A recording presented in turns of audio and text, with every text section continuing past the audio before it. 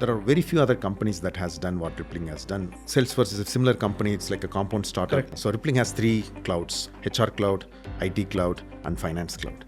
It is incredibly hard to run a startup because there's like lot of things that you have to do beyond your core business. You have to pay people, you have to have the payroll, you have to have a HRIS system, you have to have identity and access management system, you'll have to have like expense management system.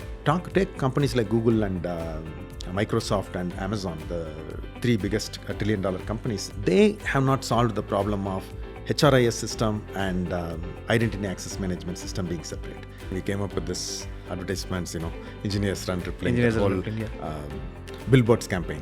So once that brand recognition was there, then we were able to get more candidates. Rillping, we believe, our ideal structure for this kind of running very fast to have like a spear or a diamond-shaped structure where you have a lot more mid-level engineers than junior engineers. We don't want to compromise on the hiring qualities. Think what engineers used to think, right? Computer science fundamentals, problem solving, which they prepare hardest when they try to join these companies, is actually the least determinant of their success once they join.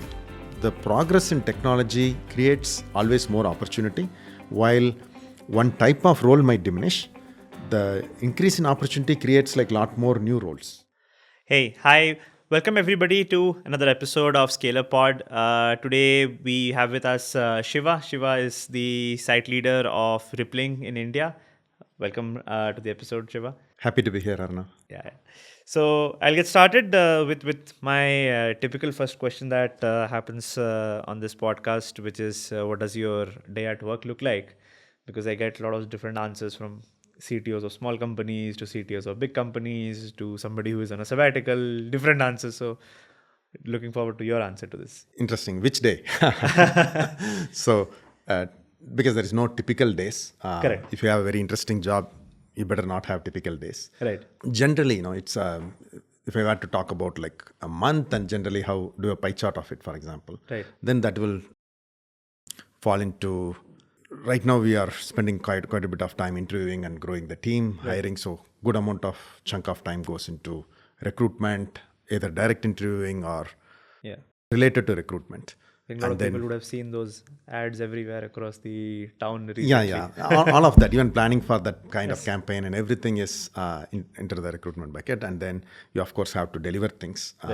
So a lot of work goes into the delivery and things unblocking and collaborating, things like that. And of course, if you are in any fast-growing company, you have to plan for things further ahead, and everything what was built 2 years back is not going to scale.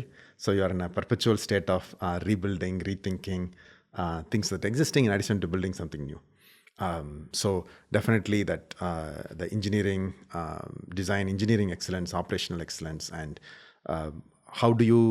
we are at a stage, specifically talking about Rillping, where the days of being ad hoc are over and we have to be more structured and thoughtful and purposeful in what we do, how we do it. Right. And so bringing process excellence in a way that does not add to bureaucracy, but adds value.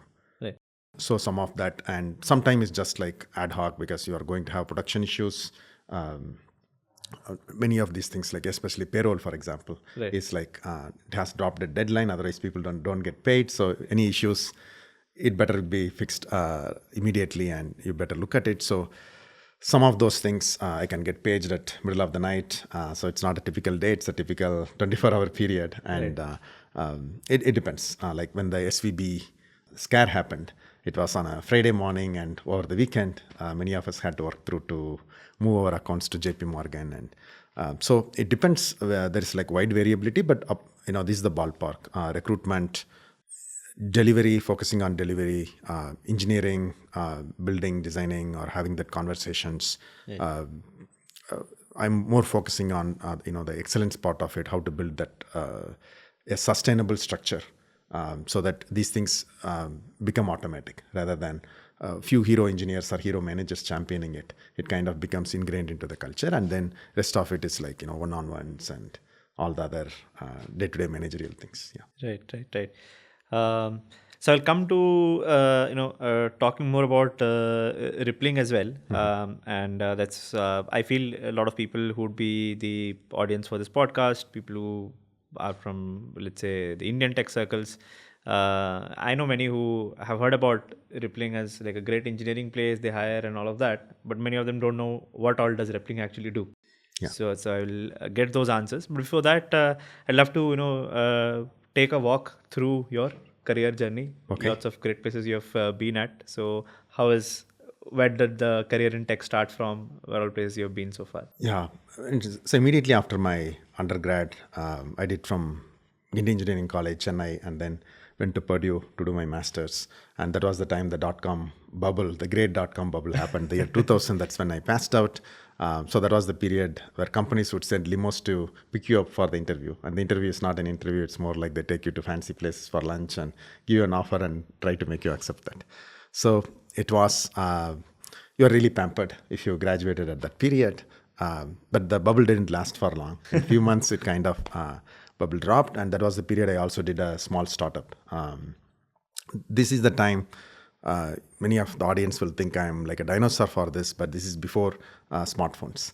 So the idea we had was, hey, people are playing golf and they play against each other. And how do we make this, how can we create a business out of it? Because golf addicts are willing to pay big money for it, and they don't have a way to play against each other or easy way to track their progress. And there are a lot of other things like handicap and wind velocity. So many other things are related to a golf course. So our idea was to put a kiosk in each golf course in US, fabricated a OCR machine so that they can put their golf scorecard. And then we will read it, and then we will upload it to a centralized server, and then you can have a subscription-based plan where that's how you will make money, plus other advertisements and other things. And so that was the plan. And this needs high capital investment because you have to rent and put a kiosk in every major golf course, and you can play against each other. It normalizes for the handicap, the wind velocity, the difficulty levels of each course, and also track your progress and gives you tips, allows you get services for coaching from others and things like that. But this plan did not go too far because we couldn't get funding. And that's when I had to go find a company that will sponsor my H1B. And then there was a company called Amazon that offered me, but I felt, okay, this is a .com. Who knows how long this will last? So let me, because I had to get a H1B, so the visa was very important to me, and only thing I was looking for was stability. Right. Even though I loved how the way Amazon moved in terms of the speed, the interview process, the quality, and all of that, I really loved it. The energy, you can feel that there is something there. But I took a more conservative call and went with Verizon Labs, and that was the former GTE Bell Labs that Verizon had acquired. So everybody other than me were PhD, so that was another in the team. So that was another great experience. Did quite a bit of things related to local search, and some of before Elasticsearch became popular, Solar was the big thing, and my team really contributed quite a bit of, especially the location-based search aspects of Solar, where some of it were contributed by my peer engineers there. And we built advertisement system to take those days in US, people used to have the big phone book. In world cinemas, you can see 80s, 90s cinema, people will see that. Yellow pages and white pages. So that was the big advertisement medium. And Verizon was making $4 billion with 60% profit margin per year in the yellow pages business. Oh, wow. And it's a killer margins, very low-tech business. But you can see that Google is there, and very soon it's going to go out of the way. And so we had to move it to online. So we built like an advertisement engine and allowed small businesses. And it's a very interesting advertisement problem, because how are your plumber who does not have a website, their conversion happens by phone call, people call the plumber to the home and things like that. How are they going to do the attribution? So it's a very interesting problem. We provision different phone numbers for different channels. And we also like reverse proxied if they have like a static web page, most of them. So reverse proxied their website. Instead of joeplumber.com, it will be verizonmedia.com or supermedia.com, and then we can track all the user interactions. We can even custom provision different number that they can see. So we can really track the attribution and really provide performance-based costing plans for that. And that really grew. It went to a few $100 million per year worth of revenue. And that's the time when Verizon decided to spin off into a separate company. And then I became, so this was the period I also became like a manager within the first few years. Okay. Yeah, and this is this is a research setup, which means that there is a research director. My guy was like Lev Kaufman, a crazy Russian mathematician and Linux guru, and you have different types of technical staffs, member of technical staff, senior member, principal member, and there is no management process. There is no concept of Scrum. There is no work assignments. It's like people publish papers, and then once a week we get together and discuss about what everybody is working on. There is some research budget and life goes on. It's a very different way of, each of us had like a room like professors. And many of these guys are super smart, much smarter than me, and they were all well accomplished researchers, but none of them, what they were doing was really making a real world impact. Right. And so, and it's difficult for me to out research them. It will take years of deep technical work, but a lot of common sense things. How do we put together what is already done into matching with some of the real world problem that Verizon had at that time, or some of the ideations, and making a case for it. So that's how I started after the first couple of years, and that somehow appealed to. That was the time Verizon started tightening screws on the research budget, and so the timing worked great. So some of the proposals related to advertisement monetization and other things clicked, and so one day the director said, "Yeah, you are too junior, but I'm going to make you, give you a few engineers. If you can get few engineers to work for you." Yes. And before I can go approach these people, some of them who are twice, my age, and had PhDs from MIT and all these places, I wanted to get some people who would listen to some of the ideas I had. So I would go network during lunch, some of the interns and other, people like me, freshers who had joined in other teams. I would go talk to them and convince 2-3 of them to move to our team and start it. And then once I could get few people for the idea, then he said, "Okay, I'm going to give you a few more of the senior researchers, then you go out and build this." That's how it started. But so if you look at it, there is no structure. There is no mentorship to becoming a manager. And I was happy at the time because I got to do what I wanted. It gave me the empowerment to pursue some business goal and build something, not that is theoretical research, but something that makes a difference in the real world. But I was very ad hoc manager. I did not know that you can be a more effective manager with a lot more structure to how you manage and things like that. And it took many years to unlearn some of the bad practices I inculcated in that short period. And then we spun off into another company. Now the financial dynamics are very different because you don't have this Fortune 100 companies financial base to support you with and like fat research budget. You have to beg for budget in every quarter and every year, and so things become a lot more rigorous from a process perspective. That's when I got to realize that I had to better upskill myself and I literally become more of a systematic manager. Right. And so as an engineer, many of these things I thought were just managers whiling away the time because they were not focusing on engineering. In fact, I used to think that probably, why are they doing this? They should be writing code. Yeah. Then I started realizing the value of it, upfront planning and planning for global maxima than local maxima. Because as an engineer, you want to build the perfect system for this problem but if you are responsible for budget, if you have to manage to that budget and you are held accountable for the whole thing, then the way you think about becomes very, very different. Right. What is your optimal point for the systems? You don't want to build the most fanciful system, but you want to build the system that does best job for the problem definition at hand. So you become much more precise in focusing first on the problem and then focusing on the solution. And then being very judicious about it, making the judgment calls on prioritization.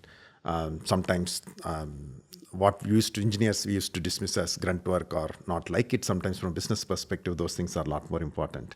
And the value of automation, the value of building things that are maintainable, all of these things started coming in, and this business became well. And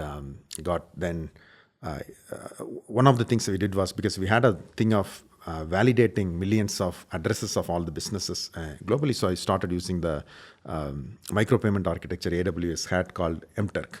Okay. It's deprecated now, but at that time it was available. So it allows you to pay small amounts like 5 cents, 10 cents, up to like $1 or so for small things. And you can score people based on how you post saying that this business, like Papa John's Pizza in this particular Main Street, Wyoming, what are the store of hours?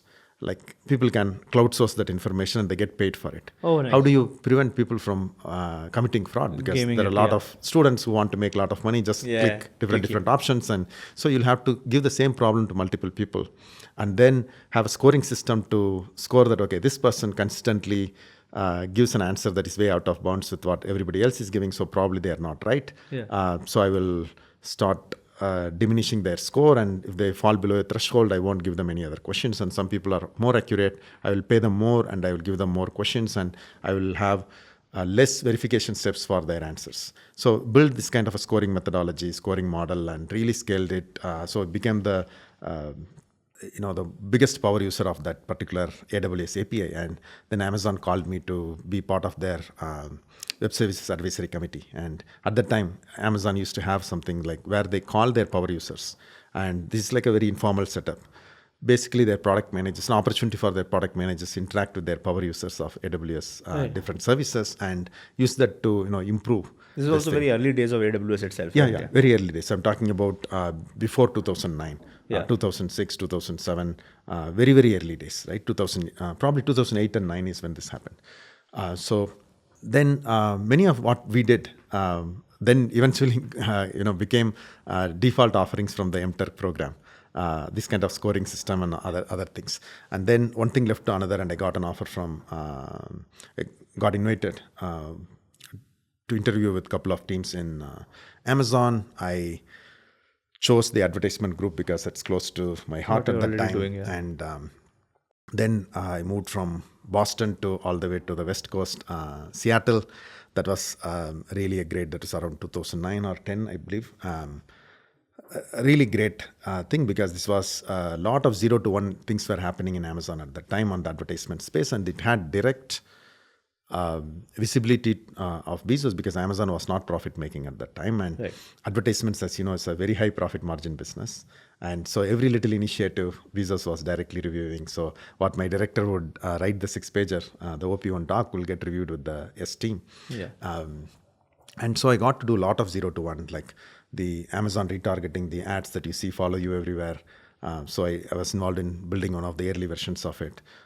And Amazon used to have something called product ads. So this is a model, very interesting business model, where Amazon sells things itself as a retailer. Correct. Second thing is they're a marketplace. These two business models everybody knows.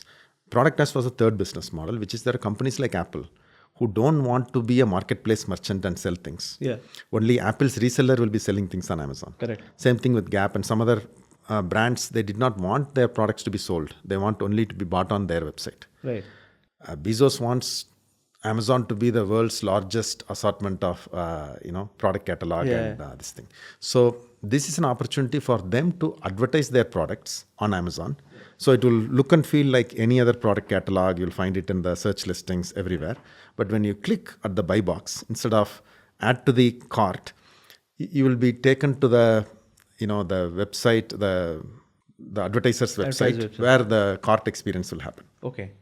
So the buy box experience is the only different thing. Right. The discovery experience is seamless. And there is a revenue model behind the advertisement and things like that. And then we used this to launch a couple of categories that Amazon had trouble selling, like alcohol and wine, beer and spirits category. And eventually the goal was to also offer pharma through this kind of a model. Right. And then then Bezos charted it with building a couple of new ads. One was the Amazon sponsored products, and So this became like the biggest product launch I have ever done in terms of how big it grew. It's now, I launched the alpha and beta versions of it. And then I moved to India, and now it's like a $20 or $30 billion per year product. And my immediate manager, she's now the SVP of the whole ad program. So this was an idea. Sometime back we were talking about how you don't know in a new advertisement model whether you are leaving money on the table, what's the optimal point. So this was an idea where at the time Amazon Marketplace was growing very healthily, and the early 2010s, 2011 or so, 2011 or 2012, that time frame, and we felt, people don't click on things that are below second page. Like anything First that's fold in the, and all of that. below the fold. At the time, biggest usage was on the web, and first page, second page. So pagination was there. First page, second page was important, and anything that's not on the first page, forget being people. Worst case, second page they're going to go look at. Otherwise, they'll start refining the search term. So how do we give? And when you have some products, some subcategories, when you have tens of thousands of products, how do you get visibility for these products? And the way the system works is that more people start viewing and clicking, you get more preferred placement. So it's like a self-reinforcement system. So, and then can we make money in the process while giving them the exposure to list their things? So that's how the whole sponsored product started. And even now it's there everywhere. Sponsored products related to this item. You have this horizontal. Just below the bike. Exactly. Now it happens in multiple places. Yeah. So everything other than the display ads, I pretty much worked in that aspect, and real-time bidding. So outside, you have to bid for within 50 milliseconds, 100 milliseconds. A lot of ultra-low latency implementations you have to do. At the time, AWS was not fully. It was also early days for AWS. Right. So you had to work with the data center team to keep all our services in the single rack, minimize latency, and so a lot of stuff we'll have to do internally within the ads group. Nice. A lot of fun times. At a low level focus in terms of engineering, really hardcore engineering. So that was the time the product got launched, and there's one big insight that Bezos gave, which was, I still remember it in one of the reviews, which was, because we all felt that already marketplace charges, X percentage per category charge for selling an item. Right. Then there is very little room left, and retail is a very low margin business. People often don't think so, especially in hard lines. In apparel and other things, high margin, but most other things are low margin business. And these advertisers won't have too much money to spend. So our initial model was like very low, the cost basis. We allowed them to click, and Bezos was suggesting that you don't decide that far, because if your base is big, there will be lot of long tail where they will have unique reasons to spend more money. Right. So you don't limit how much money that can come through your base. So when the base is big, make it open. Let the market dynamics build it out. And his words were prophetic, and very soon the ad competition heated up, and there are different reasons. People want to fully dissolve their inventory or get some exposure, so whatever reasons. Refresh of stock and all of these things. So people wanted to, actually they're spending a lot more than their profit margin would allow them. And this business became so, it was so successful beyond our wildest imagination in the very first year itself. And so the next year's review, we thought we went with a very bold, big plan, and he was like, you guys are wasting your time, go back, come up with a even more, a really ambitious plan, take it international with X number of countries in the next couple of years, and all this kind of big thing, and ask what you need to make it happen. Wow, this is like a great feedback. So I went, reworked the plan. That was the time personally I wanted to move to India. And because I always wanted to move to India, and it was not a big planned out decision that I bought like an apartment, everything here, and then moved. One day over chai with my wife, we were discussing, hey, what are we doing? Our parents are not getting any younger.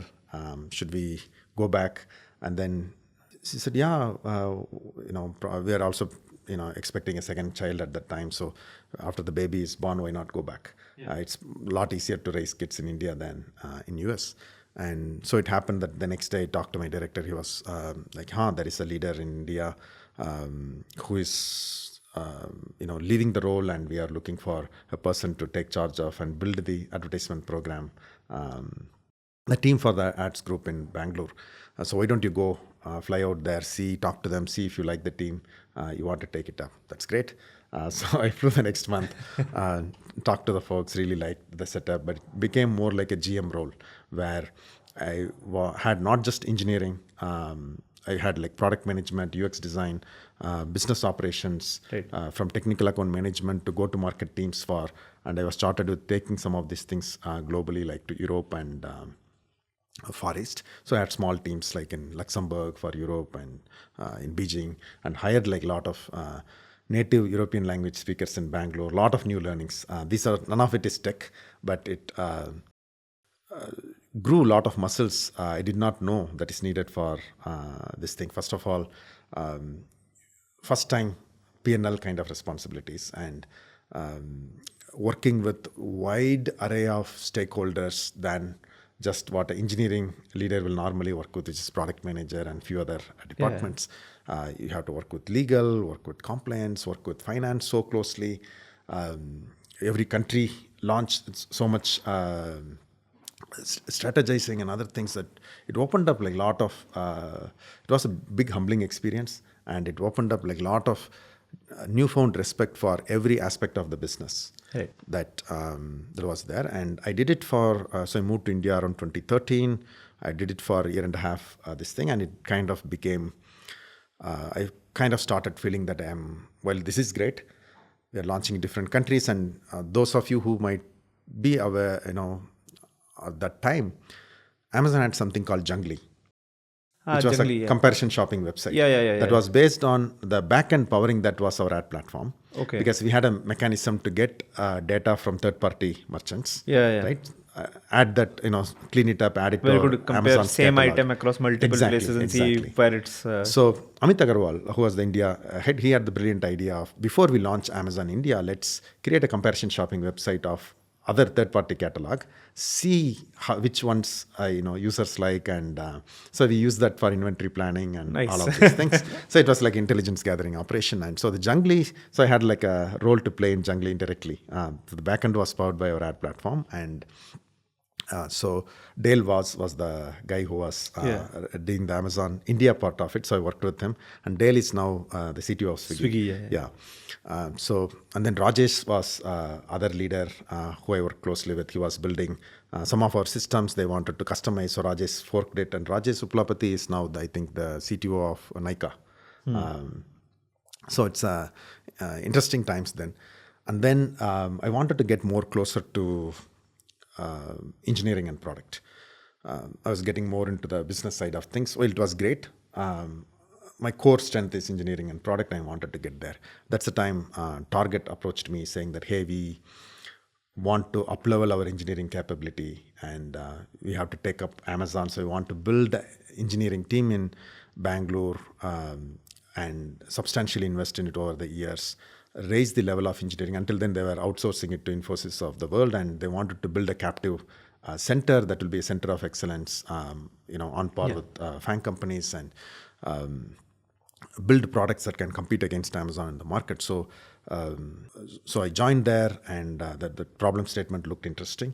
I joined there. I was, built the search, recommendations, pricing, promotions, not just for the online, but also some of these things for the whole retail. And talking about big money here, like Target used to spend like $8 billion at that time on pricing and promotions. So optimizing that. So the whole pricing team, promotions team that you worked in Target for a briefly. So I had moved from Zomato to Target. And I was like, oh, these people are spending on a day in stuff like pricing and promotions as much as the market capital of my last company. It was a big thing, and it's a very interesting thing because at the time, Target had somebody called merchandisers. Every company, there are some roles that call the shots in the company. If it's Apple, it's the designers that call the shots often. Google, it's engineers. Amazon, it's like a GMist culture, so it can be engineer or product manager, like who is like playing the GM role. They call the shots. In Target, it used to be merchandisers. So merchandisers are the people who design a product, who owned the P&L for that particular product Who line. fill the aisles, basically. They used to call Yes, it. exactly. They fill the aisles, so they rule the game. Yeah. they rule the game, and because they decide the pricing. And you can imagine the challenge if we got said, hey, if a guy from Bangalore coming and saying that does not have that much direct retail experience. I was in the ads guy even when I was with Amazon, coming and telling that, hey, I can build a system that can do pricing better than you. So it was very difficult to. So I heard about all these principles like influence without authority and all of these things, but this was the biggest test of that principle. Influence without authority, and no amount of wisdom I can gather from books can prepare me for that. And the only other way is talk to them and prove with hard data. Design a series of experimentations that you can do, and then convince them, and then show them that we have these guardrails in place, and give them some kind of control. So you have to go very, very incrementally. I realized the approach of incrementality, the value of incrementality, and taking the business sponsors along, as opposed to going for engineering-wise the most optimal solution on day one. And then running into a roadblock and not knowing what to do. So we took the approach of incrementally getting there with the stakeholders, because at the end of the day, they're also my customers, taking them along the way. And so all that, the notion of internal customers is something that I really started valuing it now at this point. It was great learning and great problem-solving experience, because it's a problem ripe for optimization. Right. Because how do you do demand shifting? Like if you have Coke and Pepsi, you need to find, and one thing in retail is that really successful companies, what they do is that they find the price band for an item. Price band is the upper and lower bound for price of a product, below which if it drops, you can really increase the sales, but you will also cut into margins or you will make a loss, above which you will start losing customers. And then there are many other things, like when price perception. People think, for example, in US, Walmart is the cheapest. Not all items in Walmart are cheapest. They have something called key value indices or super KVIs, like for different category. Like if you are comparing, if you're doing grocery in two different stores, like say Reliance Fresh and Tata Star Bazaar, Star Market.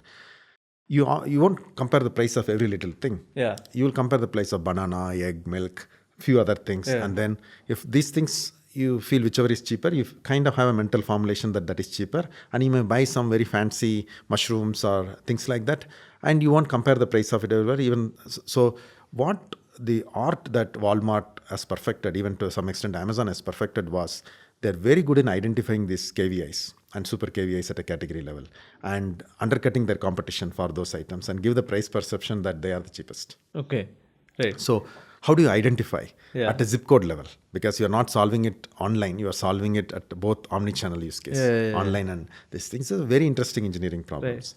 And how do you figure out the price band? How do you design the experiments? Or you look at past data to figure it out? So very good data science problem. So we had a good data science team. We leaned on to get some of those things. And then comes the problem of like demand shifting or demand shaping. I talked to many retail leads of some of the retail companies, like quick commerce companies, and people in the e-commerce business here, and this is a problem they're still solving.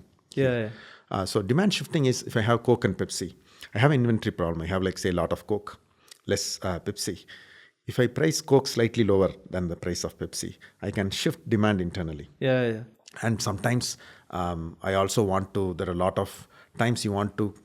Intentionally, one thing it for based on inventory. Another thing could be for like if your logistic cost is fixed, for example, if you're a quick commerce company, right? You have a logistic fleet that is fixed, and you want to, when there is not much order, you are relatively slack. When there is slack, you are like not productively using them. So you want to create demand for this time. And so how do you price? So you need to know, if I reduce the price or if I offer this much, how much demand it is going to create. So you have to be able to shape the demand. And this is a very good optimization problem. How do you find it and do it in a way that does not hurt you but benefit your bottom line? So work some of it really one of my most I would say both the Amazon and the Target were some of them, from a business perspective, most fulfilling because the scale of the impact was so huge. True. And then I had to travel to pretty much every other month to Minneapolis. I had like a bigger team in Minneapolis than the team in Bangalore. And winters, it's all white there. Yeah, but the winter doesn't bother me because I lived in Boston for close to 9 years. Oh, yeah. But the challenge is the jet lag started catching up. Yeah. And so I wanted to move to a company where the time zone overlap will be less. And I went to Tesco. It's a very similar problem statement, very similar charter. Again, at least UK and India, the time zone overlap is Target's relatively... current CTO has come from Tesco only. Yes, Mike McNamara. Yes, Mike McNamara. So when I moved to Tesco, that was just before that he moved from Tesco to Target. Nice. And he's a great guy too. Yeah. And in Tesco, when I moved, the CTO who hired me was, Edmund Mesrobian. He was an ex, I think, USC professor and former CTO of Real Networks. He was a hardcore Bay Area tech guy. Right. I really had a very good, appreciate his way of working, his way of thinking.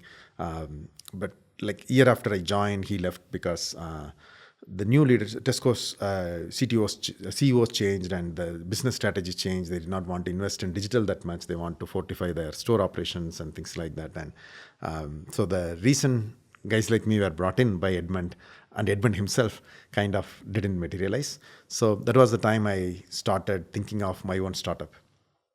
And so me and a couple of friends, we tried to do a startup.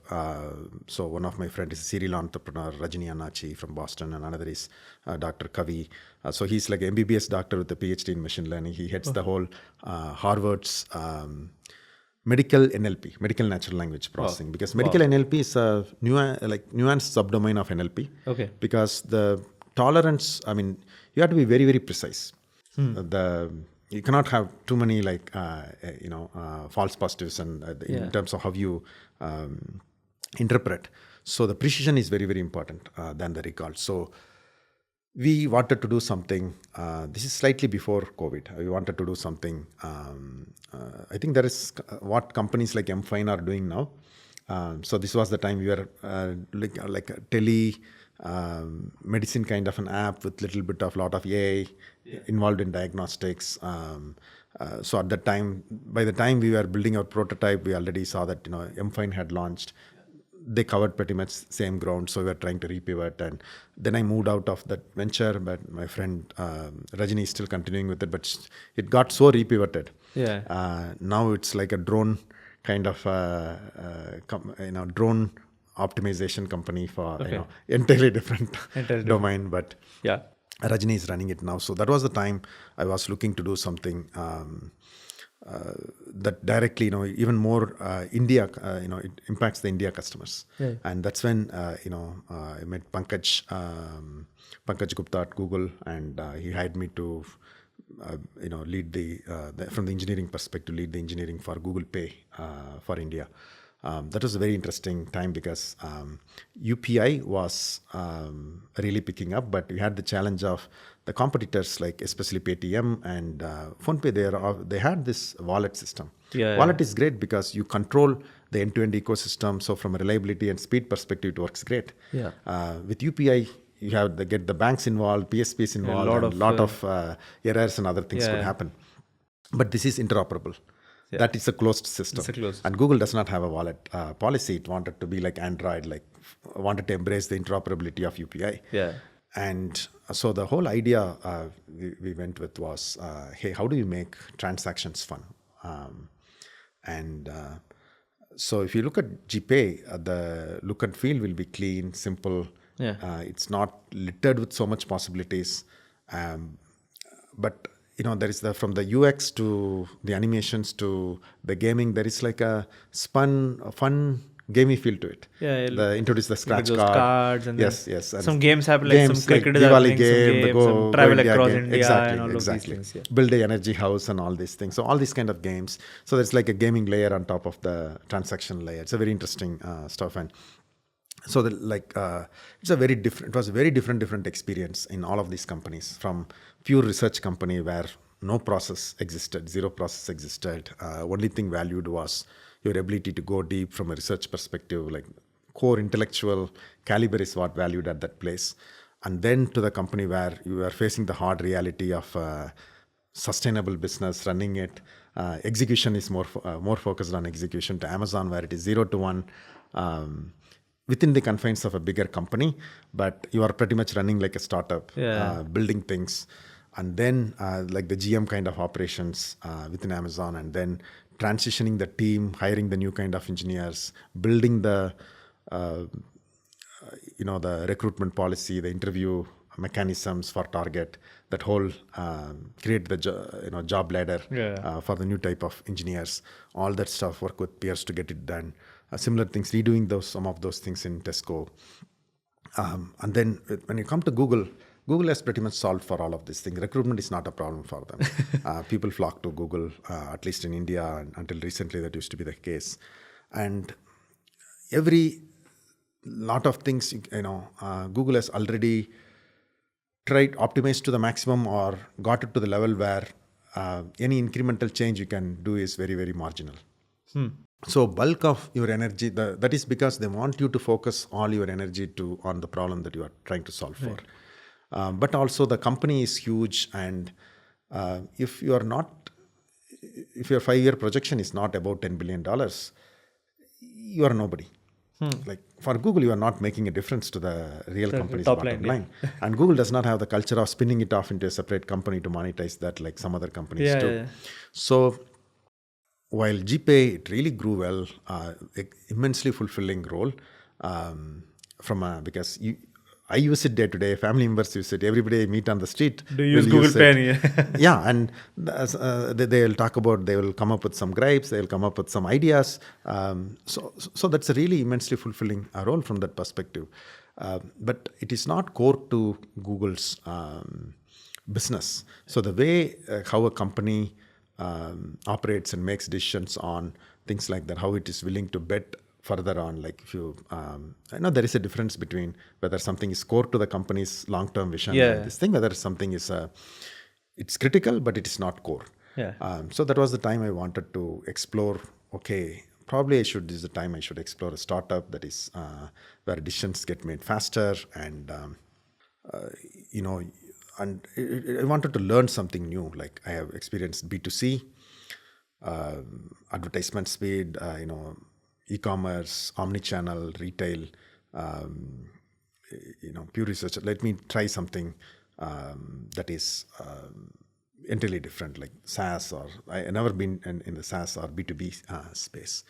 So that's when the Rillping opportunity came. And so this comes to the earlier question of what is Rillping's business model? What does Rillping do? Sure.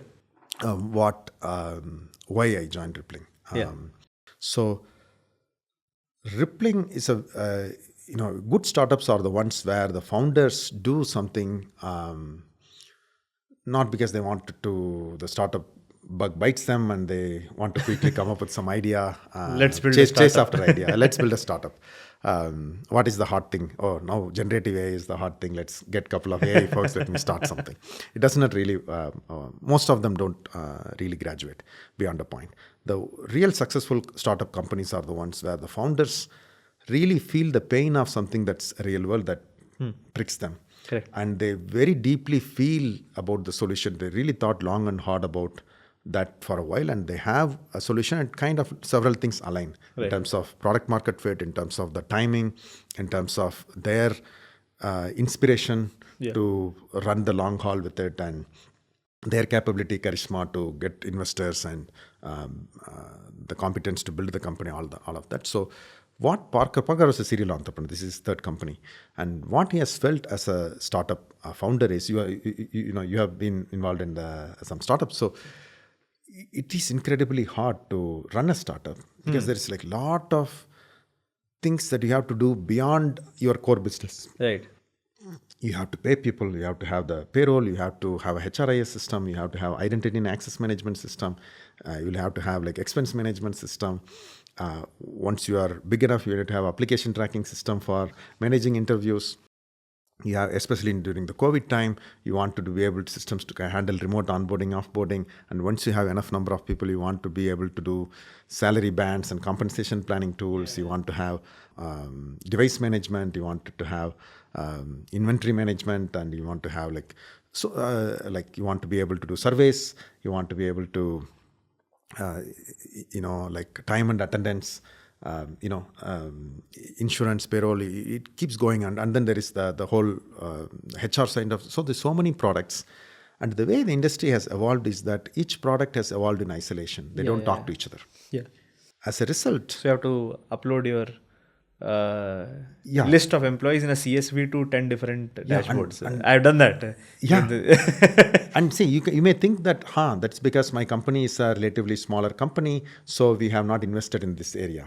But take companies like Google and Microsoft and Amazon, the 3 biggest $1 trillion companies, even Apple, $4 trillion companies, who spent tens of billions over the years and thousands of engineers to build their internal systems. Yeah. They have not solved the problem of HRIS system and identity access management system being separate. So as a result, what happens is in any of these big 4, when an engineer or somebody gets promoted or does a role change to go to a different team or a different org or whatnot, they still have to, their manager has to revoke some of the permissions. The new manager has to add them to some of the groups. Even their job title might not reflect across all the portals. So they have to go and update in different things, unsubscribe them from some groups, subscribe them to some other groups. A lot of these things, that's because these 2 systems are separate. Yeah. And if you really go deep and check why these 2 systems have to be separate, there is no answer other than that. They're just built by different teams or something. Other than that, when the need for identity and access management system evolved, HRIS systems had already evolved and they were like a well-finished product. So this thing kind of evolved in independently, and they are not integrated properly. So similar such things. So Parker's insights can be summarized into 2 things. If you want to solve for anything, optimize for anything, the joint criteria is the employee data. Right. If I want to analyze the expenses being done, which organ, which things, if we want to analyze the performance, if we want to analyze the sales per team, which team is more productive, which team is less productive, which team is contributing more to revenue, or any of this stuff. Finally, you join with the employee org graph. Yeah. Right. So then why not? Why does all the HR and IT systems, they are disconnected from the core HRIS? So his whole core insight is that HRIS is the foundation. The employee graph is the foundation for driving efficiency in all pretty much everything else.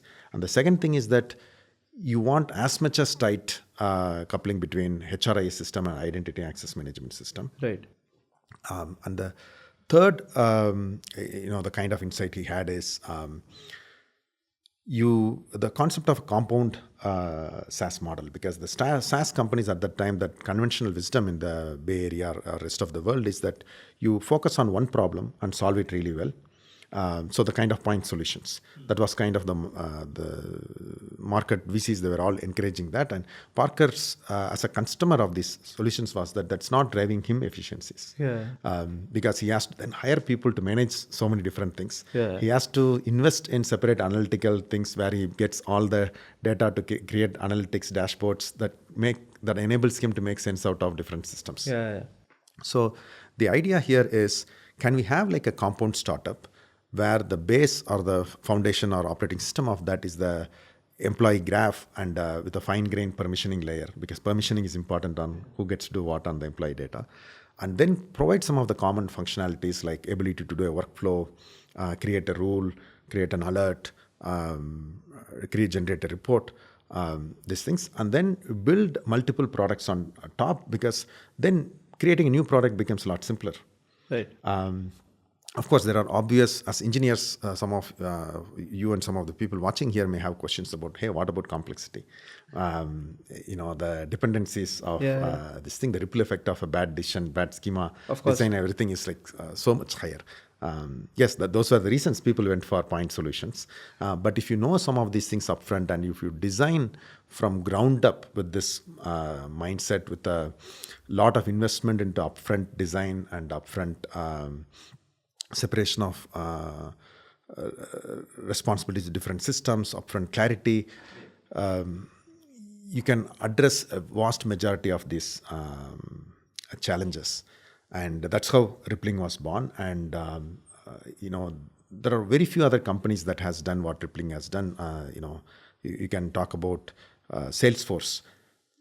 Salesforce is a similar company. It's like a compound startup. Correct. It has done on where the joint function is the customer data. Yeah. Rillping, it's the other side of the Employee coin, data. where the joint function is the employee data. And then you have there are other companies like Sridhar Vembu's Zoho, Yeah. which is on the same space as Salesforce, Yeah. and productivity software. So Rillping has 3 clouds, totally 32 different products, and sometime it will grow to 50 different products that we sell in 3 different clouds: HR cloud, IT cloud, and finance cloud. So on all these products work very, very seamlessly. Right. One employee change or anything that happens, one thing gets seamlessly reflected in everything else. Your expense reports and other things you submit automatically go to the payroll system and get incorporated into your most immediate Nice. payroll run, without people having to download that spreadsheet and upload it to somewhere else to make it happen. It's all automatically done. It just works like magic, right? So this, I felt that it's a very powerful idea whose time is ready. There's a lot of the things in this space SAP also does, I think. SAP does on the enterprise side of things, Enterprise. but not the full. They don't do payroll, for example. Yeah. They don't do like time and attendance. There are a lot of other things they don't do. On the ERP side, quite a bit of inventory, quite a bit of things they do on the ERP side. And there are now companies, your model is successful and other companies try to emulate you, right? So there are a lot of companies now trying to do, at least within the HR space, they want to provide an integrated thing. But believe that it's not. I think in India itself, last couple of years, there have been 2 unicorns Yes. in the Yes. HR space Yes. itself, which Yes. have come up. Yeah, and we feel good that some of them call themselves like Rillping of Asia, or, things like that. So, which is a good thing. So, but there are 2 things like people have to keep in mind. One is, if you are not very purposeful about it from day one, Right. if you are not architecting things from day one, setting your engineering philosophies, product philosophies to accommodate this, into keeping the complexities to a minimum, you are going to walk into a quagmire. It is going to be very difficult, especially for point solution companies who later on think, this is a great idea. Let me convert now, slap on 4 different products on top of this, somehow make it work integrated way. You are adding a lot of complexity, and it becomes very, very difficult. So for you, have been doing a very platform first from day one kind of thing. I think Parker did not go out to the market for the first 2 years. Even after he got some seed funding, some bootstrapping, he had the team working for 2 years to get the basics of the whole thing working well. And the another thing is, especially for startups, one thing that people have to learn is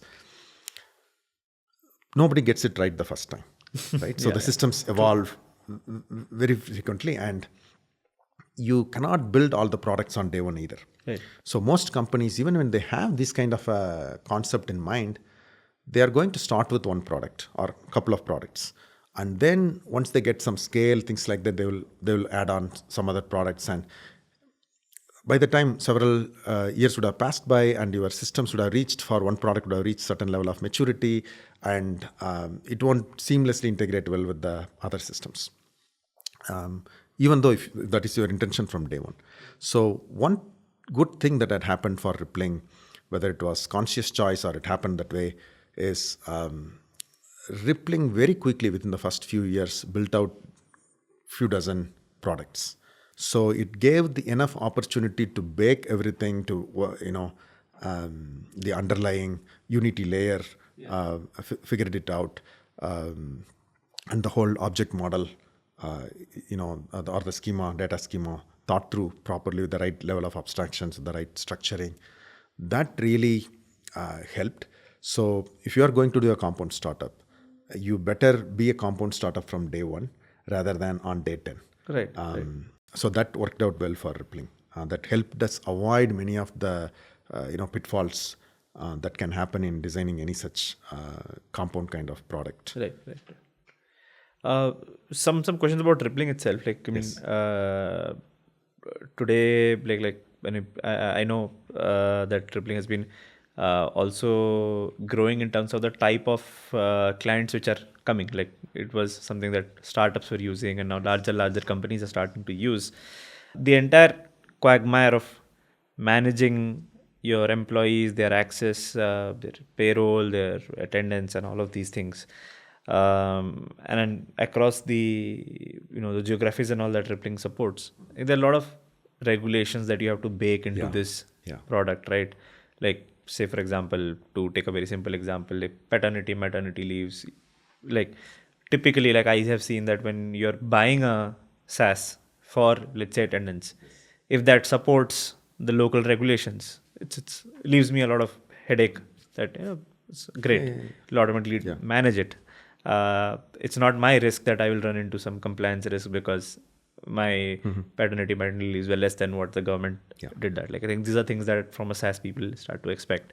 And obviously, like payroll, that obviously involves tax. Then lots of authorities think that event. I think you had. I think there's this Rillping event with some engineers there. You were talking about how there thousands of entities. Rillping under the hood. Rillping under the hood. There I should invite it. So you're talking about how there's thousands of entities in US who can tax people. So when these things sort of come in, I believe that different people using Rillping, like the clients who are using Rillping, not all of them have all of these requirements. So it's gonna be sort of plug and play also for them. So what are the engineering challenges that come to when supporting it this way? Definitely. First thing on the product, Rillping products are plug and play, except for our core offering, which is Unity. Like, because the whole premise behind Rillping is that employee data is key. Right. So Rillping will be the system of record for employee data, regardless of which product somebody wants to buy. So even if payroll is the only thing somebody is interested in, they still have to have the HRIS system. Rillping has HRIS system before they can get payroll. So that's core to how the product suite is, even from a product and monetization perspective, thought through. Understood. So it's a very good question. So multiple aspects to it, right? The first one you touched about, Anav, is how is this, because it's a high compliance and regulatory business logic heavy area. Insurance, payroll, these things are tons and tons of regulations, and they are country specific too. Tons and tons of regulations, and this thing from so forget the business aspect of it, because it's an engineering podcast. As an engineer, what this does is it's not translating this business problem to engineering problem is the first big challenge. So like payroll that you talked about in US payroll, US for our audience here, in India there is one entity that taxes you, which is the central government income tax department. And that itself is enough. Most of us feel. US, state can tax you, your city can tax you, your county can tax you. So the combination of there are and these things are not done by something called agencies, and because government does not directly handle this, they just pass the regulations and legislations, decide how much to be taxed, and the work is done by separate agencies. And there are 7,000 or 8,000 agencies in US. If you have a business that's running in all geographies of US, so at individual level, a person may be maximum paying 3 tax. To the local city or the municipality or the county, and to the state and to the federal government. They submit 3 different forms. But at a company level, you may have to submit hundreds or thousands of forms based on how many these things, and you have to compute the tax for everyone separately and submit it. And a lot of complications. Engineer or your employees can move from one location to another halfway during the year. How do you compute? You have a lot of other things like tax credit, like R&D tax credit, so many other things like unemployment insurance credit. If you invest so many things, then there are some other, and you buy this in unemployment insurance, then there is something credit you get back from the government. So a lot of complexities there. So how do you externalize business logic from code becomes a hard engineering problem. Second thing is maintainability is very, very hard, because if every because all these changes to these features are not in your control, because it's in the government's control, the agency's control. They'll come up with a new rule, and they can you change can't their just keep on doing if else in your code because of a new rule has come in. That's going to break. So the metadata can change. Each agency can have their own definition that could change. The forms can change. How do you fill the fields in the forms can change. And if you expect engineers to be understanding and doing it, initially it will work, but it won't scale. And it will become an extremely operational heavy thing. And operations heavy means that directly translates to the cost, and the product won't be viable, forget the quality, so on and so forth. So externalizing the business logic is one, and making it a lot easier to maintain and manage, provide explainability for, because tax, if people look at a paycheck, many people are going to have questions. So you're going to have like a lot of tickets filed from your customers. And so explainability of the logic becomes very important. And the auditing and the correctness of becomes super important. And be able to, there are concepts like bitemporality becomes important, where you are able to deal with two different view two different timelines and replay the history, because companies wake up when it's time to file the yearly tax and then say, hey, these data I missed out, or they will submit new data or things like that. They will have to go and do amendment to the previous payroll runs that you had made, file the amended returns by the timeline. And you have to have the tax and compliance people be able to give them an interface to be able to easily capture and do this. So these are some of the things we are focused on doing. So it's a very, very good engineering problem. At one point, all the HR related things may look like it is a form on top of a database. That's how it looks like for an end user.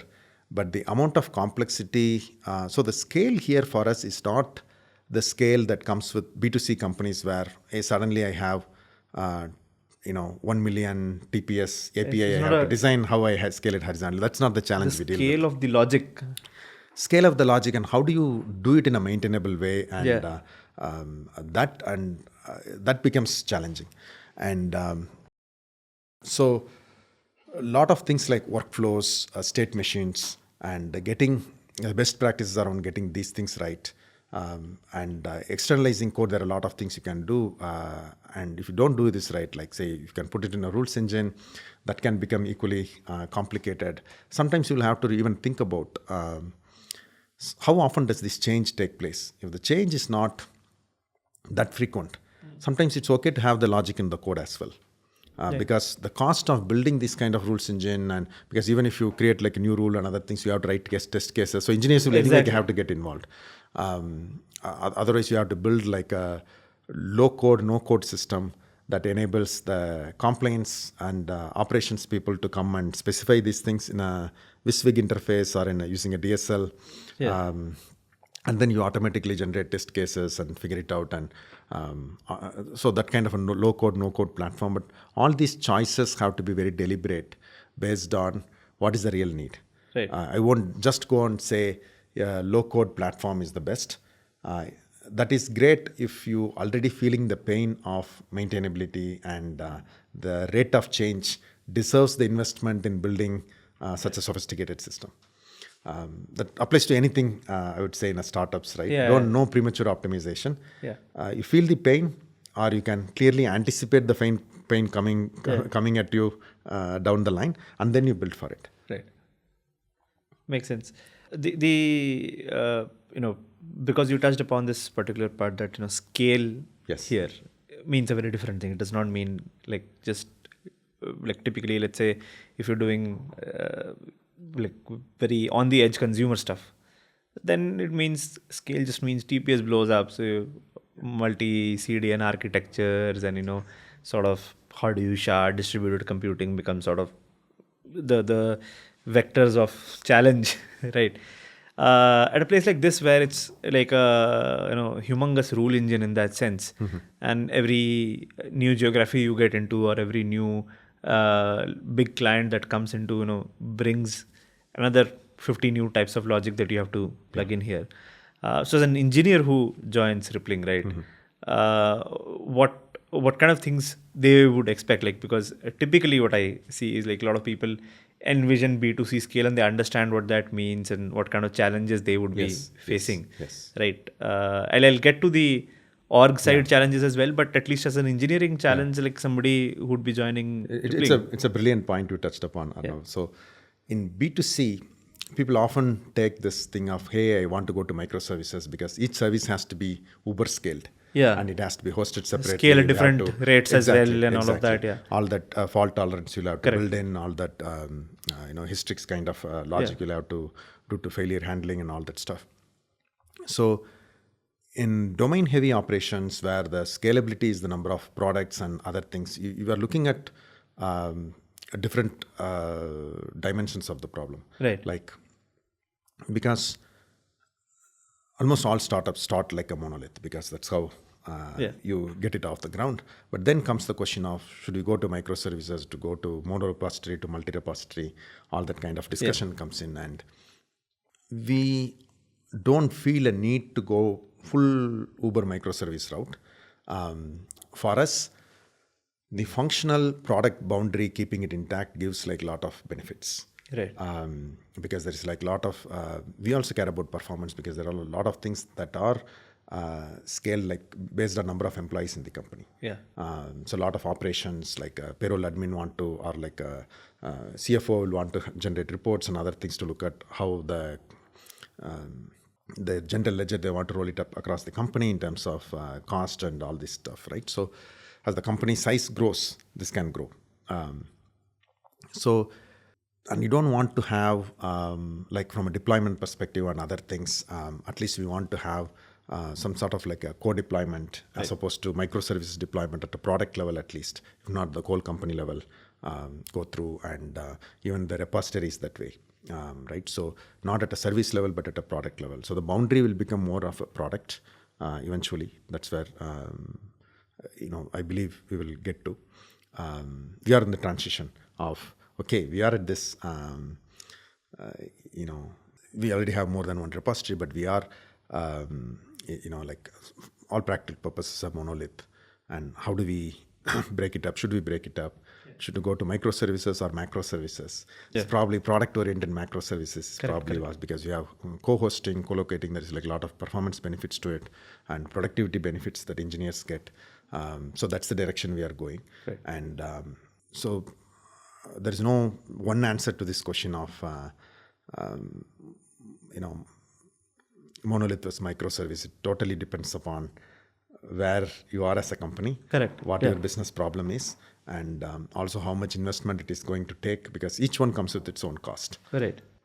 And so that's where it is. And also same thing from in terms of language, right? So we are at a place where we see that there are some things where parallelization makes sense. Right. Like if I'm going to process for payroll filing and few other things, there's a lot of batchy related stuff I have to do, and I can do it in parallel. And if I use a language like Golang that has much better built-in constructs for concurrency, it's going, and eventually better, more performant language. Definitely things can be much faster. Right. But in startups, like we talked about the local maxima versus global maxima. Mm-hmm. So at certain level, you'll have to start looking at, am I optimizing for, let's say, even if you take the cost, there is an engineering cost involved. Yeah, of course. And then there is the hardware cost. Right. So engineer often may think that, hey, let me optimize. If I totally rewrite everything from Python to Golang, I result in like 30%. Here is my POC. I proved that there is 30% cost savings. So you can bring down, hypothetically, say, $10 million of AWS spend like to $7 million in a year. Yeah, for the hardware, just the hardware cost to $7 million. Here is $3 million recurring savings. And if you are growing 2x year over year, this is the 5-year worth of savings I got for you. But when you look at how much the cost of Golang engineer versus Python engineer, the speed of coding, hiring, exactly, the opportunity cost you lose in by putting your current engineers on this migration and not launching new features. So you'll have to make that kind of a choice. And this is not something unique to Rillping. This is a choice that every company faces, right? Like I know Meta, Facebook was written in PHP initially, and they found it the cost of migrating away from PHP so hard that they ended up building a faster PHP implementation. They made the compiler and the virtual machine better rather than... They rather invested in making that virtual machine better than deal with the cost of moving over. And there are original systems in Amazon that still do that way. There are very, very few companies that can totally migrate their... Amazon got this James Gosling on board because they want to optimize the JDK itself rather than move things away from Java, right? Yeah, and some other original front-end systems like Brazil and the other systems like that still there. Even after 20 years, they have not been able to get rid of it. So this is a very... many times engineers take this kind of ideological position saying that, hey, this is better, that is better, but that is a local maxima. As they grow more as architects and as they grow more as managers with budget scope, right, they will have to train themselves to think of global maxima and play all the factors and do this. Like there are a lot of things you can do. Like one pain point of Python that comes with Scale is how do you enforce type in Python? So there are a lot of things with lints and other things in code level. You can give highly opinionated suggestions at code level to make sure that you conform to the like write code with a little bit of a stronger type in mind, and code reviews you can enforce it like more manually. That will avoid some of the pain points, and following some, you can write good code in Python. Just like you can write very bad code in Golang. So focusing on a little bit on code quality, little bit on documentation, spending time in creating the observability and creating the observability dashboards and monitoring, all these things can go to a very, very long way in making this kind of code maintainable and increase the longevity of the older system. And then for new things, you can, if you are the core, you have a platform layer, and after that you have like different repos and different product boundaries based services. Then if you are building a new 0 to 1 product, why not go build it in Golang? And we are doing that. And similarly, started everything with, document DB like Mongo. And then we are on the thing of moving to, Postgres, Aurora, Postgres, and using Pinia for OLAP use cases, Prometheus or similar solutions for time series use cases. So it doesn't preclude from using some of these things, but it need to be the key leadership challenge and design challenge that architects and engineering leaders have to grapple with is how to introduce it, when to introduce it, and also you don't want too much technology. You want some level of standardization so that engineers can be retrained and jump from one project to another. That is super critical for startups or all mid-sized companies, I would say. So being deliberate about the choice of technology and introducing it in like new 0 to 1 rather than big, we are going to migrate everything from this architecture. That very rarely works in practice. Another question is about so the challenge for an engineer to understand what they're working on. I want to ask about that a bit.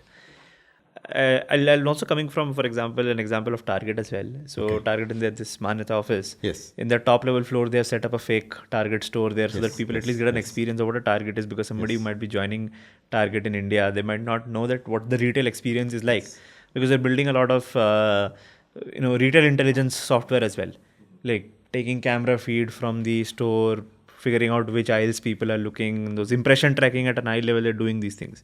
And obviously, if you've never seen a Target's store structure ever, it's pretty far away from that. And that's I just gave this example because it's a very physical, visceral example. But with Rillping as well, the particular challenges as an engineer, they might have never faced it because it's B2B, it's not B2C, right? So if somebody, for example, when I was working at Zomato, it's like I use the entire experience myself. Every day I know every piece of it, and I see the pain points. I see where the product manager is coming from when they suggest a new thing to be built. So I want to know that at Rillping, what do you do to solve this problem that where an engineer is joining? Maybe if they have not run their own company, they might not like the very 101 of the problem they have never faced. Yes. It's for engineers, product managers, even founders. Right. Super important. So I think it's a good thing. How do you dog food if it's not a B2C product? Right. Luckily for us, all our products are used by employees, and so we dog food very extensively every product before it goes to our external customers. And like we are our own payroll provider. We interview, our whole interview process done through our ATS system. Internal surveys happen through our Pulse. So our insurance is our own product. So everything you name it, like expense reports, use our own stuff. Yeah. So we let it bake internally with our use case on both sides, both as the consumers, as the end users of this thing. And our CEO is the payroll admin, and he relentlessly tries to be the admin for pretty much all the apps. To a micro level, where he wants to approve every expense use case that gives him, that makes him the power user of each of our product from an admin perspective. Right. So he dogs foot it from the perspective of how the HR admins will use it, and all the employees dog foot it from the perspective of how the employees of other companies will be using it. So we dog foot it from both sides to bake it in a way that even when we get the first external customer, it's already reasonably baked well enough for them. And at this stage of our business, we are also one of our internally we are also one of our largest customers. So from a scalability perspective, also it kind of it's working out. The dog fooding is working out well, but it's a very important thing to eat your own dog food. Yeah, absolutely. So also for the your foot soldier level engineers as well. Yes. So they also have some sort of documentation onboarding to understand how their products are getting used in different companies. Yeah, absolutely. I think because some products they may not have an exposure to, for example, inventory management and other things. Not everybody will have exposure to except the admins. But things like expense report.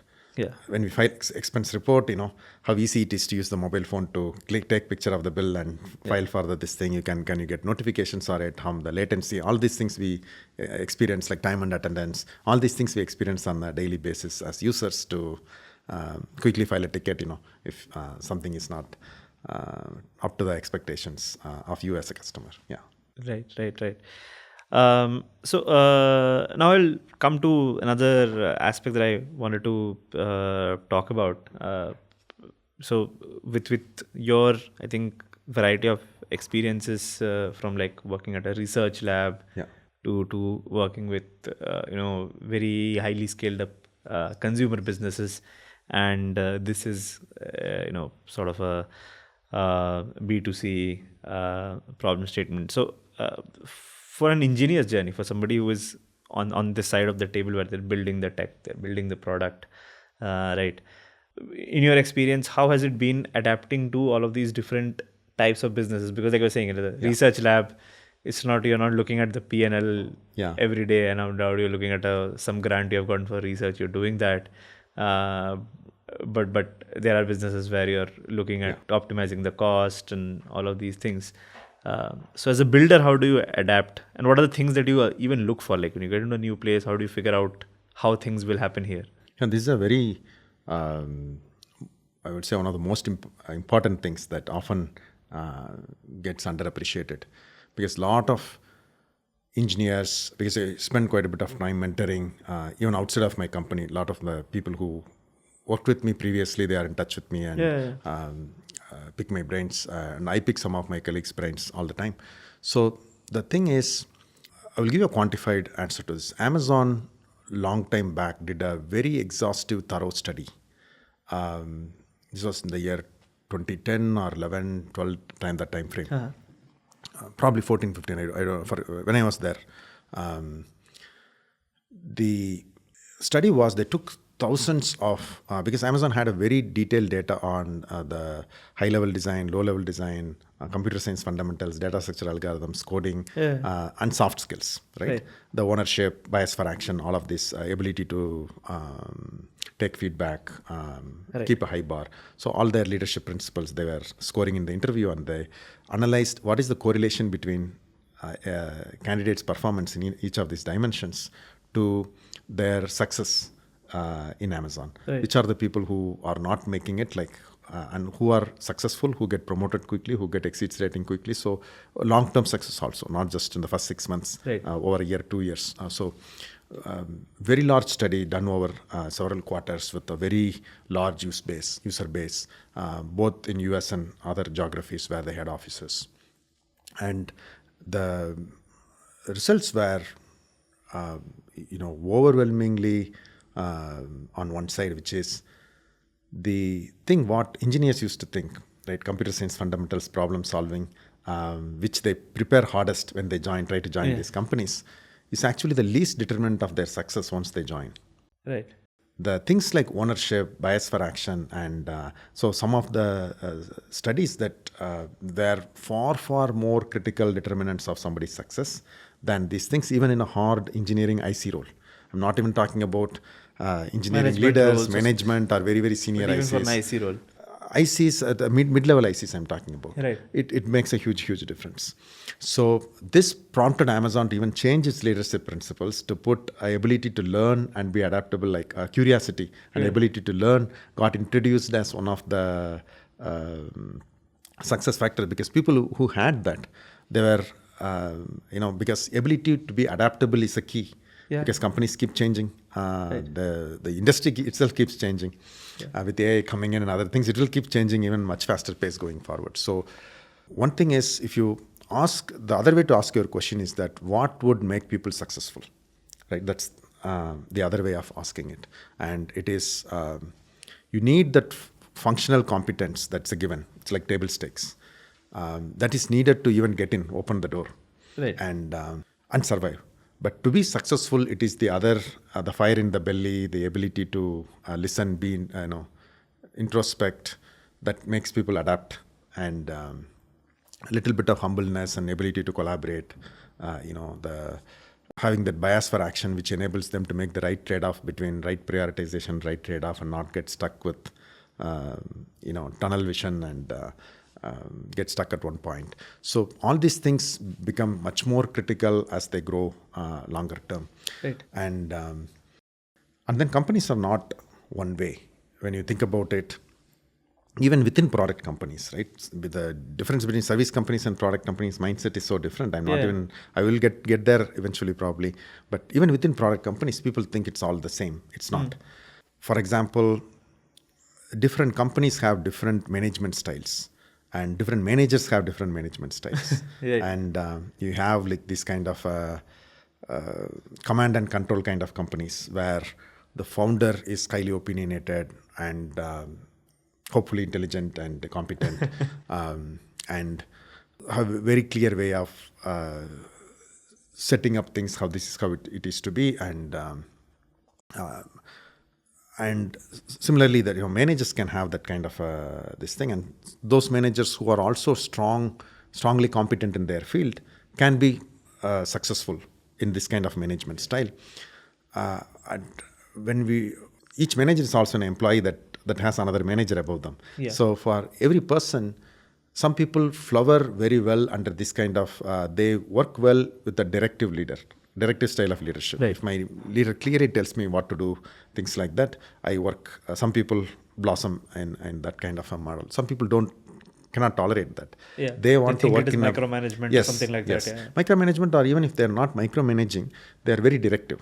Some other people will prefer a thing where it is more like throwing the problem at them, more discussion, like gently. Even the guidance have to come in the form of questions that make people think. Yeah. Why do you think this way? Do you think this scale is enough? Instead of saying, hey, decide this for this much scale. So these are the managers who I call like coach type managers. Right. So the companies there who are at a stage, who are in the early stage, they may benefit more from this kind of command and control managers. And companies which are graduating to more stable and they want to think long term, where the immediate survival and growth is not the number one priority, but long-term success is a bigger priority. Right. So those are the companies and who will benefit from the second type of coach type of managers, because they will build the right culture and they will build a self-sustaining org. Right. They will build a more bottom-up innovations Strong and and things independent like ICs that. will get generated. Exactly. They breed more talent Yeah. under them, and they themselves may not be that strong subject matter expert. It does help them if they're also strong subject matter experts, because they know then how to guide it. But they don't, because there is a little bit more tolerance for their error, because they are getting the team to come up with the what to do rather than them telling directly. Right. If you are going to tell everyone what to exactly to do, you better be right 100% of the time. Right. So, and then there's a third, which is like the servant leaders, who are more about empathy, enablement, unblocking, making people successful. This works great in a very, very large companies. And, I consider Sundar Pichai to be a very great example of like that kind of a servant leader. And he's also very, very bright fellow. But he compensated that a lot with like humility and ability to listen and that kind of empathy and other things that enables a very large company, because those leaders are like the grease in the very large company becomes a much huge complex machine. Yeah. And the number of parts increases, the number of system in the whole system, the machinery increases. Yeah. And you need the managers, leaders to be like the grease and ointment that make sure that it runs smooth. Right. So the servant leaders often provide that kind of function. So when engineers think of a role and things like that, often they think of title, comp, probably the brand or domain. Yeah. Hey, tech domain, a retail domain, ad domain. But they would also do well to first have that realization, introspection about what kind of leadership I benefit from most. Right. And what is the leadership style of the manager I'm going to be reporting to, and what is the leadership style that the company itself prefers. If both the manager's leadership style and the company's leadership style aligns with my leadership style, that is like nirvana. Awesome. At a minimum, one of the two should align. If I don't adjust well with the manager's leadership style, but at least the company's style I align with, then chances are that the manager is not going to be that successful in that company. So either they will be changed, or I can go to some other team where it fits my culture. On the other hand, if you are very attracted to a manager and not the company, and then you may have to follow the manager or stuff like that. So this is a very important thing that more important than, in my mind, the many other factors that people look at right now. For beyond some entry-level roles, I think anything above mid-level role, it becomes super critical in my mind. Right. And then for the people who would be tasked with leading teams or building their teams, being a site leader, building up a whole org in a different country, right? So for them also, I believe like the ability to switch between styles is also important. Like that's a skill that it's great if you have that, because absolutely right. Different times will demand for different avatars. Yeah, you can be a wartime leader if you normally you are a coach-like leader. If you are dealing with a wartime situation, right?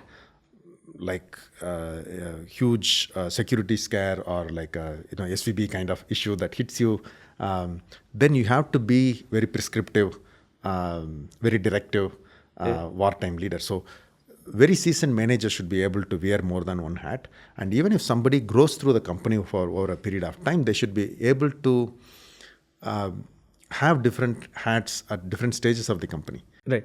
For and for the kind of team they have. If the team is much more seasoned and knows what they are doing and things like that, you may choose a different style of leadership versus somebody who is very junior or new to the domain or new to that area, and they're looking for guidance and direction. You have to mix more of this directive style with coach style. That's where managers themselves, a really seasoned manager, when somebody says that, hey, I'm an experienced manager, in my mind, it's not the number of years of experience. It's can you seamlessly move between these to wear these three different hats of a manager. Right.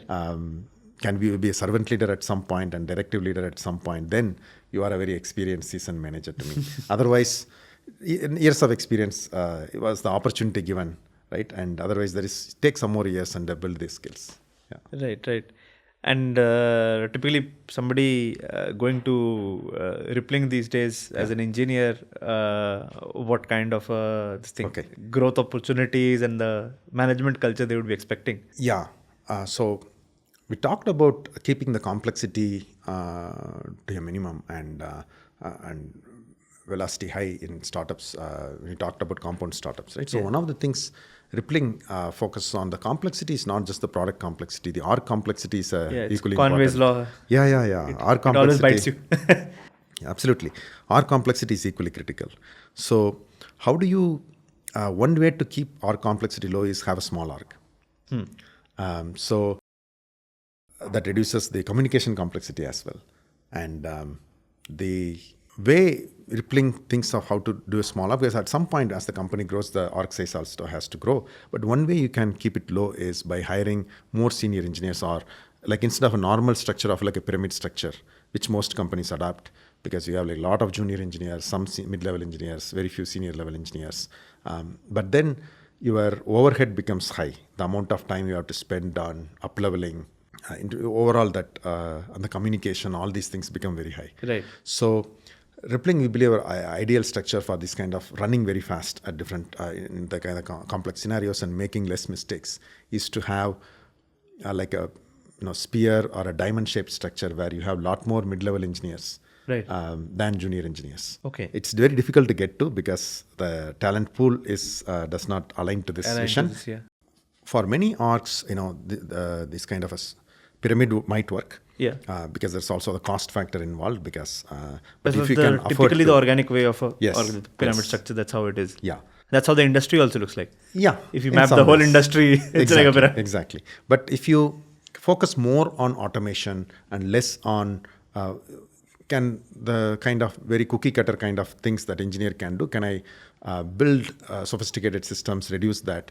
Then if you intentionally create your roadmap with that kind of things, then naturally your natural team that you'd need would be like a diamond or a spear than like a pyramid. And so that's our thing. So most of our external hires are senior level engineers is what we hire. We do hire certain number of campus grads. Right. But beyond that, almost all our lateral hires are seasoned senior level, like staff and principal level engineers and so on and so forth. So we factor quality over quantity always. And we, however dire our need for filling a role is, we don't want to compromise on the hiring quality. So we have consciously kept our interview bar reasonably high in terms of what it will take to be successful in Rillping. Because Rillping, or any ambitious company for that matter, is going to be intense, and it's going to be, it's not like a thing for everyone to be this thing. It's like if you have like a cricket team, a successful cricket franchise or a football franchise, getting in is going to be difficult, and of course, remaining there is also going to be, it will be demanding. Right. And a fast-paced growth company, to build this kind of like a generational company, you need to have this kind of a little bit of intense work culture consciously. And so as a result, we want to be very thoughtful about who we bring on board and make sure that person has, he or she has a very good chance of being successful and help take us to the next level. Our interview process is very rigorous, covers both the leadership side of things, cultural aspect of things, and the technical aspects that I talked about. Yeah. Right.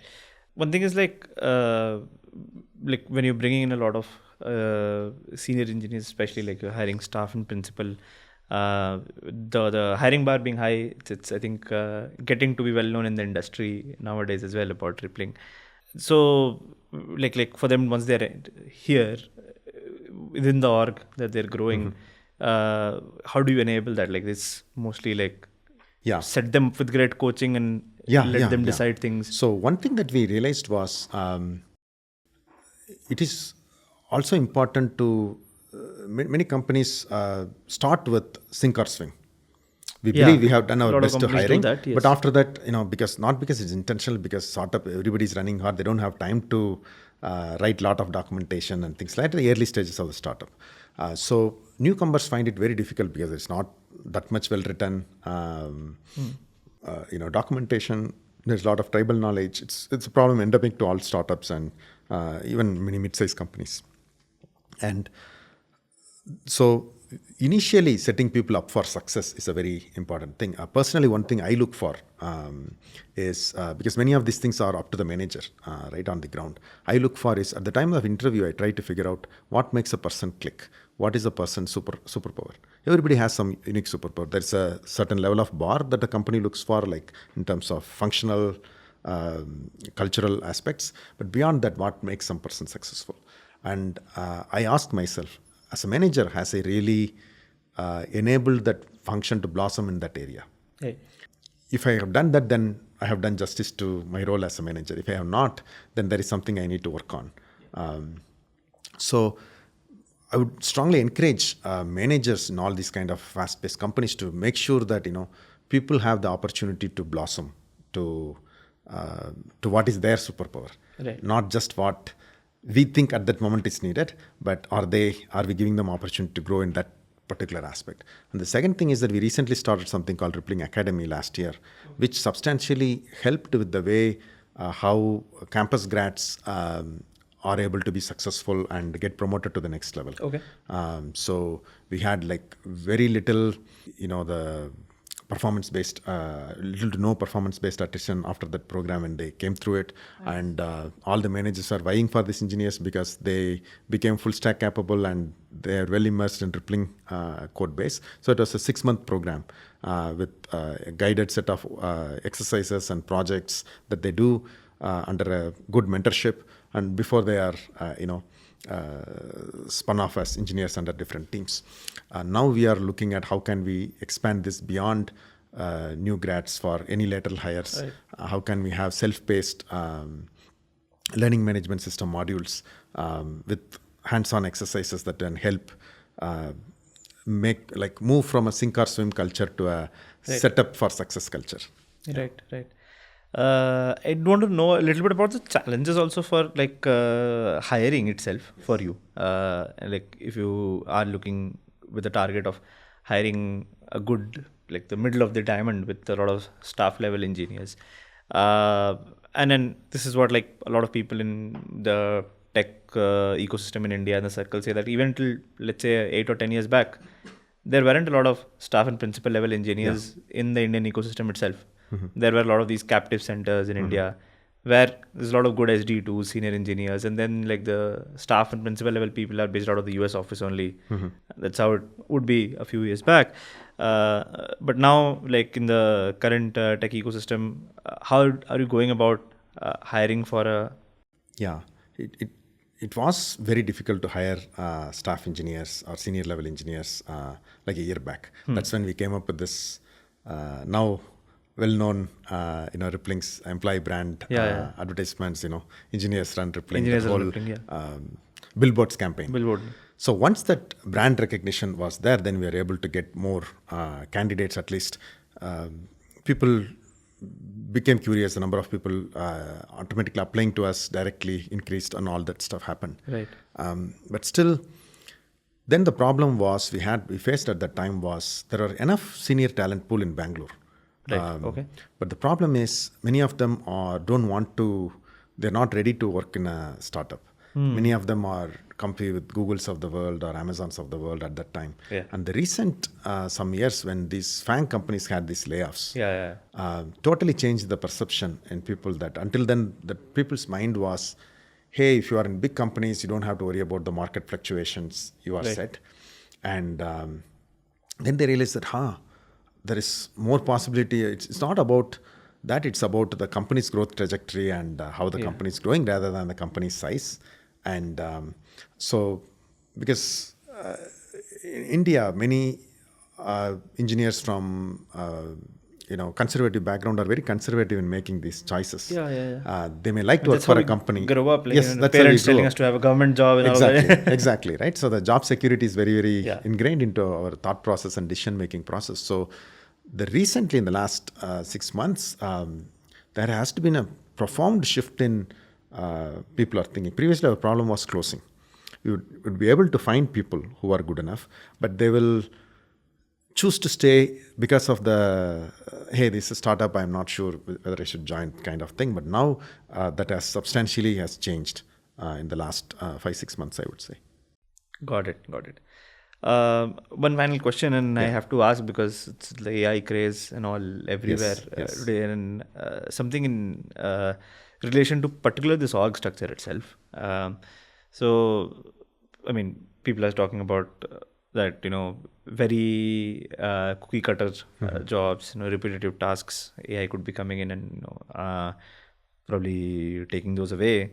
But instead of talking in hyperboles like taking it away, I would rather more ask that, tools like, say, GitHub Copilot, which improves the productivity of an engineer. Where we use Copilot, by the way. I personally I think I can build, at least I come up with a very spurious idea that, hey, let's build this small app for something tracking fuel of my car. And I can generate the code and build it in half an hour, which I would have actually built it 5 hours or something like that, right? So with very tactical tools like this, which actually empowers an engineer, do you see going ahead more,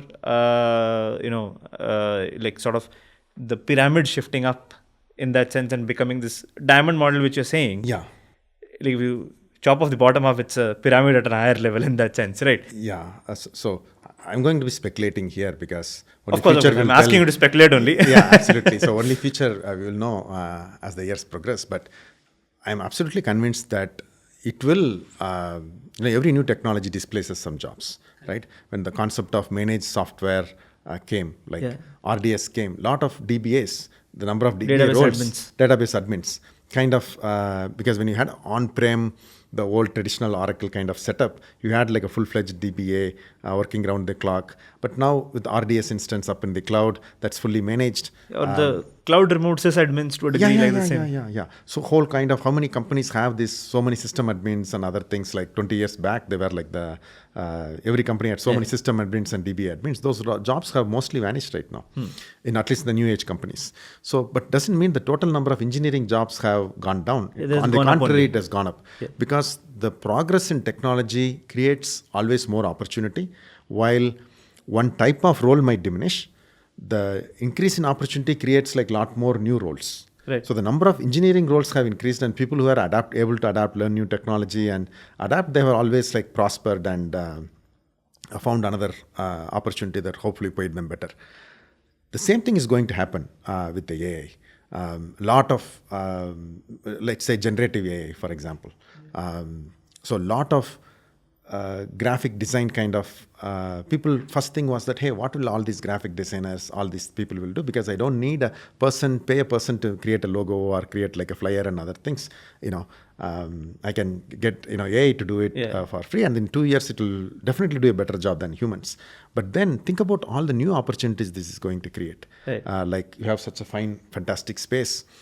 If you want to totally change the decor, create like new custom wallpapers and other things, currently it's an expensive affair. But with generative AI, you give the right prompt and, you can create like things that very difficult to get right now. Right. Because only like custom wallpapers are very expensive affair right now. So it will create a lot more new opportunities that many of these graphic designers will become like prompt experts with generative AI, and they will do this. And this is going to create like 10x jobs in this area than what it is today. So that it will, my view is that just like every technology change, the more I started programming assembly language, and with every high level thing that came up, high level abstraction, like, the cloud and everything comes up, some roles definitely are going to value, but lot more new roles get created, and adaptability is the key.